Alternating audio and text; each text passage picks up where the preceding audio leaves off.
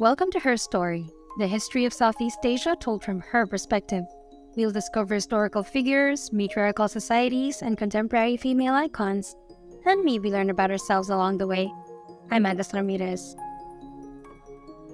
In this special two-part episode, we're going to talk about the Indonesian heroine Raden Ajeng Kartini with her guest, Priscilla Riabertha.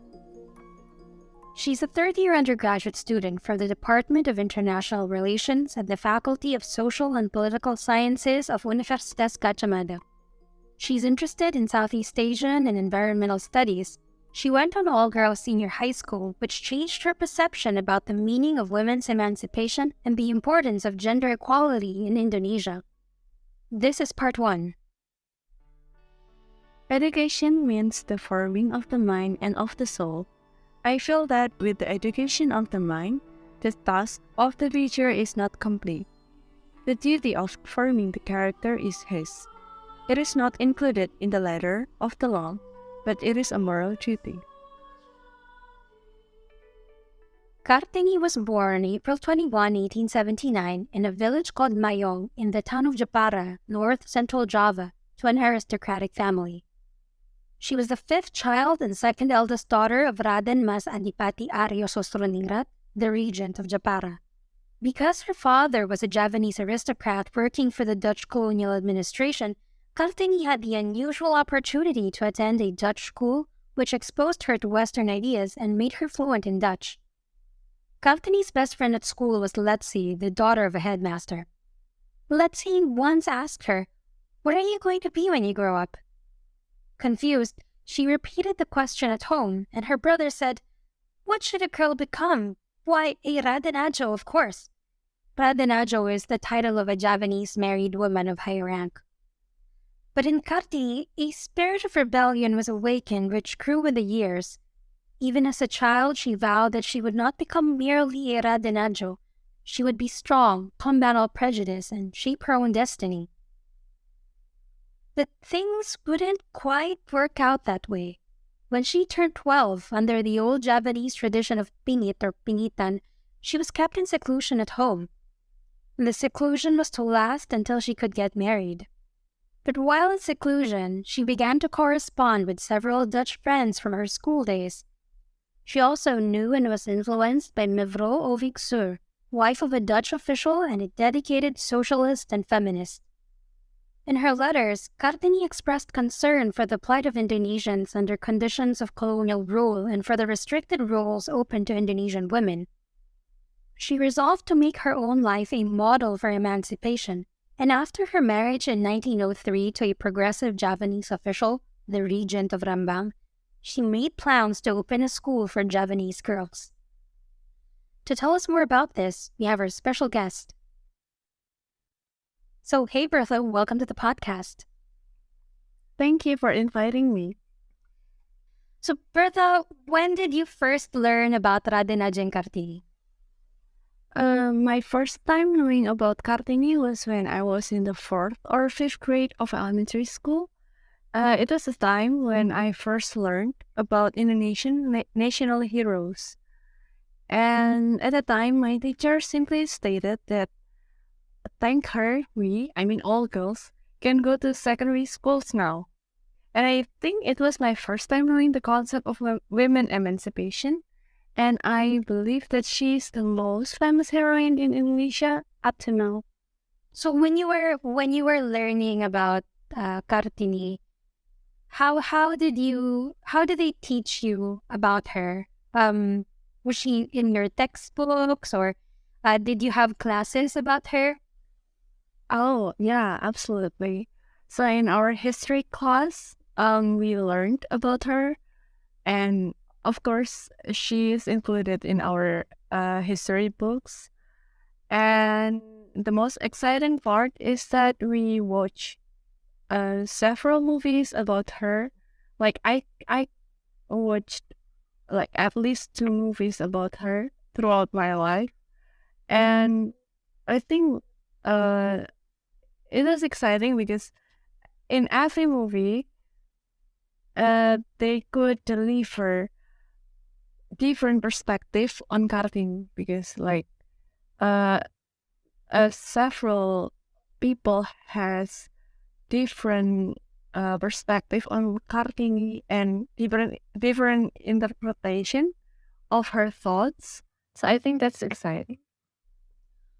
What do you remember most from the movies? What stands out? Oh, well, actually, because it's just happened recently. It's probably 3 or 4 years ago. There was a movie, and Kartini was played by a very famous Indonesian actress, Dian Sastrowardoyo, and I think it was one of the closest portray Kartini's thoughts. I mean, it was quiet for me. It was quite disturbing in the way the director decided to portray Kartini as a very like rebel and I don't know how to say it, but it was not as classy as like the usual Japanese princess or something like that. But actually, I think that film could portray the ideas of Kartini. I think that's So you don't think when she was alive, you don't think she was rebellious?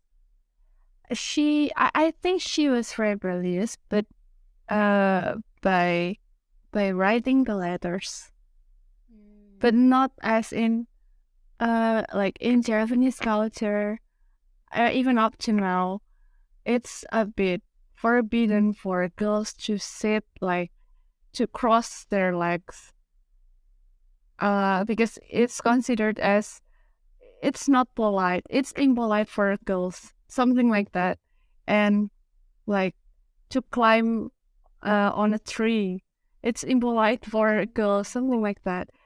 But like in that film, it is portrayed very explicitly that she did a lot of things like that, which I didn't think. I don't think that the real Kartini did that because like she she came from a noble family, and it's very difficult to behave like that when you're coming from a noble family. Besides Kartini, were there other famous female heroines that you were taught about when you were in school? Yeah, actually, there are a lot of Indonesian heroines, especially those who fought during the pre-independence war, like Cetnya Din, Cetnya Matia, or Marta Christina Tiahahu, and so many more. But usually they're associated with war and physical fights. But there are also other iconic heroines. As for example, Dewi Sartika and Maria Walanda Maramis. And they were also the pioneers of women education in different regions in Indonesia. So, Dewi Sartika was 5 years younger than Kartini. And she founded a school named Sakola Istri, or Wife's School in English, in 1903 in West Java. And Maria Maramis was 7 years older than Kartini, and she founded an organization named PIKAT, or if it's literally translated, it is the compassion of the mother to her descendants in North Sulawesi. So basically, these three women lived in the same period. However, out of these heroines, Kartini became the only heroine whose birthday is celebrated on April 21st. And if you ask me about the reason, honestly, I don't know because our teachers never teach us about that. But I have to guess on that. My first guess is that because Kartini died at a relatively young age, She died in her 20s. yeah, she was only 25 years old, if I'm mistaken. So she didn't really have the opportunity to expand her school. And but even after she died, there were several people like from Van Deventer family. It's like a Dutch family. They expanded her school to other cities. And then my second guess is that Kartini came from a Japanese aristocratic family, yet she experienced the same treatment as other Japanese girls, the pingitan or seclusion. And she couldn't have higher education after she was 12 years old, as we already know. But her thought... The other two heroines, they weren't like that? Yeah, actually, because they live in different places in Indonesia, I think it works differently. Like in Java, it is quite difficult for like in the past. It's quite women almost has no voice, almost has no choice to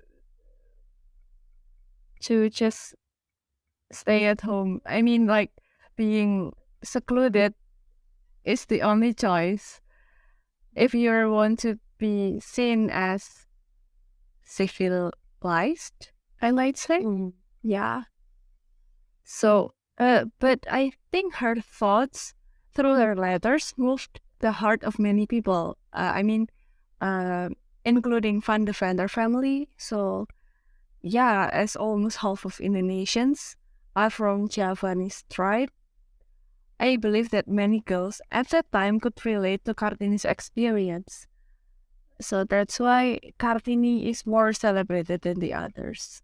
But as far as I can remember, we only celebrate her birthday as a commemoration of women emancipation. But the teachers didn't really mention about what is women emancipation. So Did you kind of have to learn that by yourself? Like you were on your own? yeah, I mean, it's not obligatory to like read habis gelap terbitlah terang, or what is that in English? Out of the dark. Yeah, Darkness into light, right? yeah. It's not an obligatory. It's not an obligation to read that. So yeah, I'll learn it by myself, and also my several of my friends who are interested. And yeah, and those days, I mean, when I was in the kindergarten and elementary schools, I wore our traditional clothes. And because I'm from a Japanese family, I always wear kebaya. And actually, I experience annual fashion shows and parades. Yeah. Kartini? Yeah. That's interesting. But during my high school days, mostly, we celebrated Kartinian by performing at art festivals, like poetry reading contests, singing competition. But yeah, like I already said before, unfortunately, we never really talk about her ideas and thoughts. Yeah, that's the reality. So I'm curious, like, how did that affect you growing up? How did that shape what you wanted to do with your own life? At the time, because I was very curious about her, because like during our I think in one of my history class when I was in the elementary school, I experienced a task from a teacher that asked me to play it in a play, like in a drama, and it was about our national heroes. And in one of the play, I think I was the sister of Kartini. top mini, if I'm not mistaken. So it affected me, but I was only know about Kartini's biography, about her life, but not really about um her thoughts. Like, I only know about her the timeline of her life, but not really about her ideas. But since then, I tried to find another like books just for me to know about what is exactly women emancipation, something like that. So yeah, when I was in the senior high school, I found out that, well, women emancipation is more than um just that, just celebrating like women wearing kebaya at the street, something like that. Yeah. A quick break for a word from our sponsors. Hello there, my name is Jinx. And I'm Faith, and together we're the two-woman team of Synchronicity Events PH. Synchronicity Events is an events coordination group that can help you plan and put together celebrations for your life milestones so that you can be worry-free on the actual day itself. Drop us a line on Facebook at Sync Events PH. That's SYNC Events PH. You can also catch us on YouTube to get some insider info, tips, and trends in the events industry here in the Philippines. Find us, Jinx and Faith, on YouTube as Hustle Girlfriend. Girlfriend spelled as GF, and don't forget the exclamation point at the end. And see you on our socials. So, talking about Kartini's principles, what do you, can you explain a bit about her thoughts and ideas from what you know? Her thoughts and ideas? Well, she is well known as a feminist icon, absolutely. But I also think that she was very nationalist, and she implicitly wrote in her letters about colonialism and her position as an aristocrat girl, and the fact that there was an assumption that no matter how high your position is in the government, you're still Japanese and they are European. Or in other words, you are the governed and they are those who are governing you. But she was also a feminist in a sense that she strongly criticized the assumption of Japanese women. So in one of those letters, she wrote, all Japanese women must be two things, gentle and submissive. They have to be as a clay, which one can mold into any form that he wishes.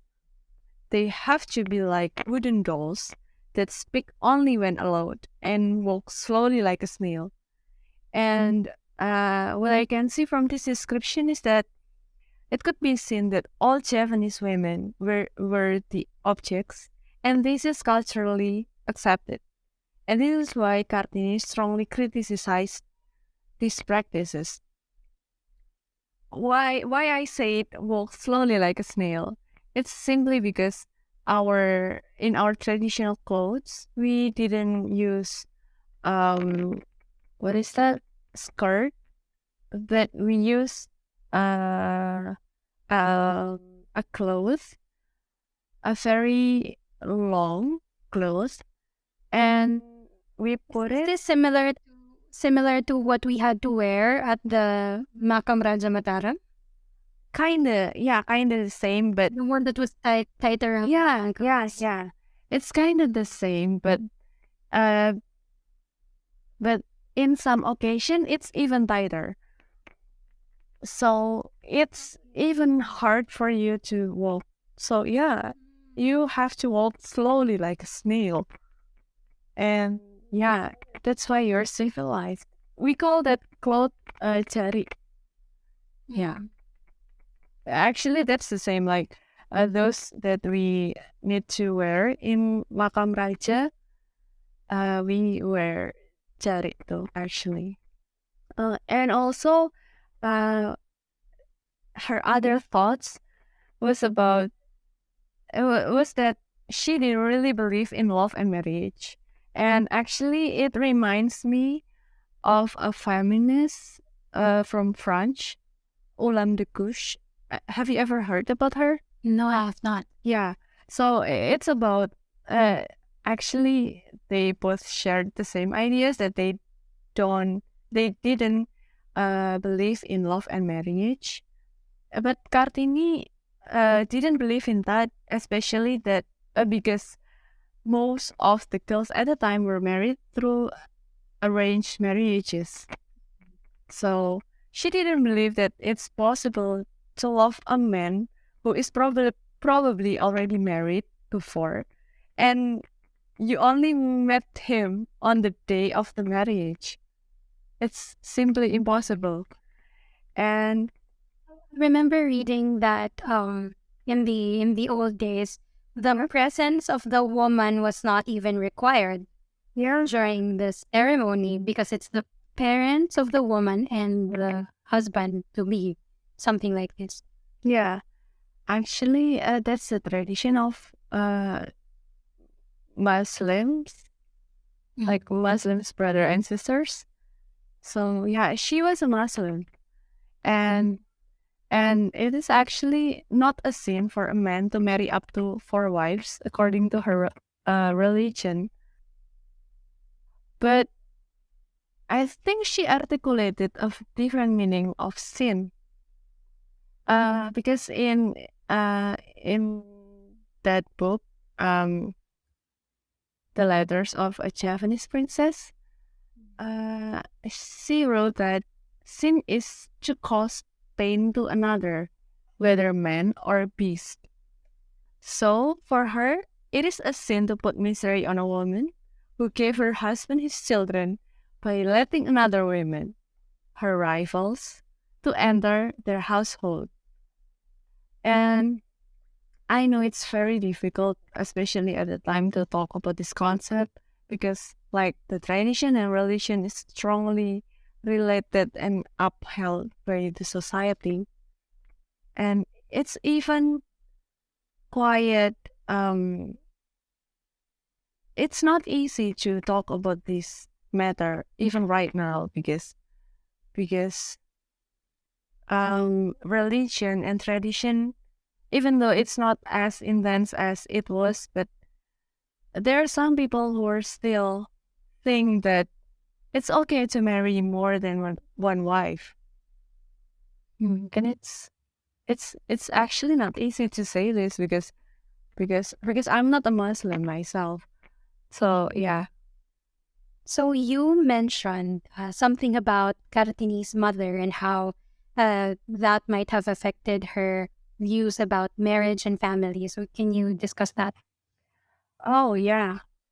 So if we talk about her family, well, Kartini was the first daughter of his father, and she was born from his father's first wife, but she was not the main wife. So her mother wasn't coming from a noble family, and at that time, if her father wants to be promoted as the regent of Jepara, he should have a wife from a noble family. So her father decided to marry another woman who was a direct descendant of the king of Madura. Madura is an island in the northern part of Java, and he got promoted as the regent of Jepara finally.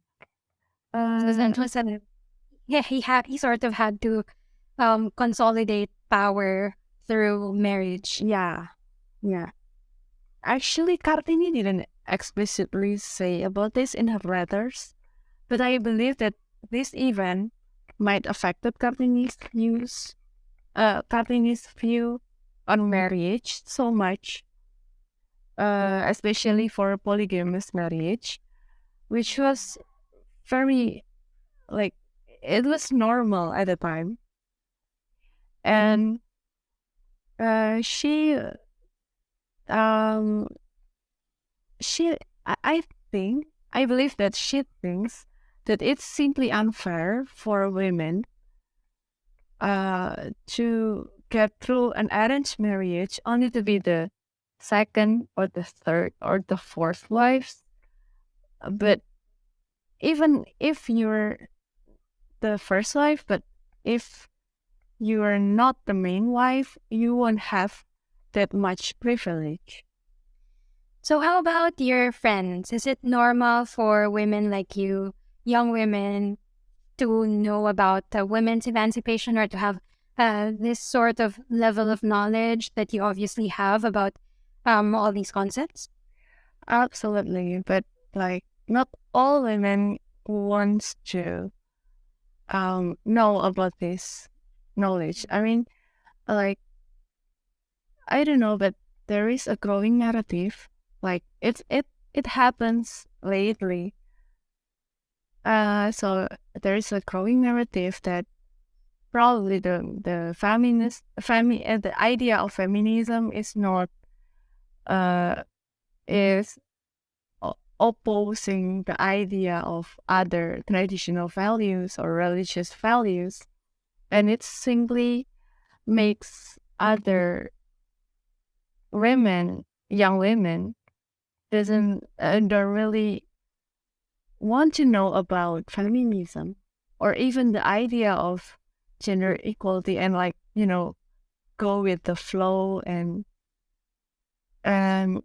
yeah, I don't know, but like for some people or like those who are stopped their education level at probably secondary school, they don't think that gender equality is something that will affect their life that much. Well, like they simply surrender. Seclusion or pingit obviously played a big part in Kartini's life. How do you think you would have reacted if you had to undergo this form of seclusion? Honestly, it's a very difficult question. And I never thought about that. Even in my wildest dream. Really, like But around quarantine, maybe. honestly, I'm a rebel by nature. And I don't think I would survive under that condition. But like if I lived at the time and if I came from a noble family, probably I will have more chance to give my voice on how I reject the practice. But I think I'm not as brave as Kartini. But if I came from a modest family, like I'm only an ordinary girl, I wouldn't have any choice. So my life depends on my parents' decision whether to put me in an arranged marriage or not. I think I think environment matters because like Kartini Kartini came from a noble family, so she had a father who allowed her to have pen friends to study and basically to study and to learn other language during her pingitan or seclusion time. And her brother Susro Kartono shared many ideas and books basically with her, and also her husband. Uh, Although she was not that happy to be married, I think her husband was like one of the best options that she could obtain because her husband supported her and like her struggle to open a school for girls. And I think, although I mean, I'm not saying that Kartini is privileged enough to be called as a pioneer. No, but like she worked hard, very very hard to do that. But her environment matters. And the fact that she had access to the Dutch school and all these books growing up, there's still that privilege, and that's why she was able to speak up. Yeah. That's the end of part 1. Join us in part 2, where we'll discuss the last years of Raden Ajeng Kartini's life and her legacy. Producing a podcast like this takes a lot of time and research. If you like what we do and want to support the next episodes, head on over to our Patreon. Give as little as $1 to get a copy of the show notes with all the references, access to the close friends Instagram stories, and a shout out at the end of the next episode. And if you can't, just tell your friends about this podcast. That works too. Don't forget to follow us on Twitter and Instagram at HerStoryCPod. That's HerStory, SEA Pod. There's so many more stories to tell, and we're just getting started. This podcast was written, hosted, and edited by Agnes Ramirez. Special thanks to Kara and Mando for supporting this podcast on Patreon, and Bertha for sharing her thoughts on Raden Ajeng Kartini. Shout out to GF of Synchronicity Events for the ad, and the Creepy Conversations podcast who mentioned us in their 24th episode. Go check them out. See you next time.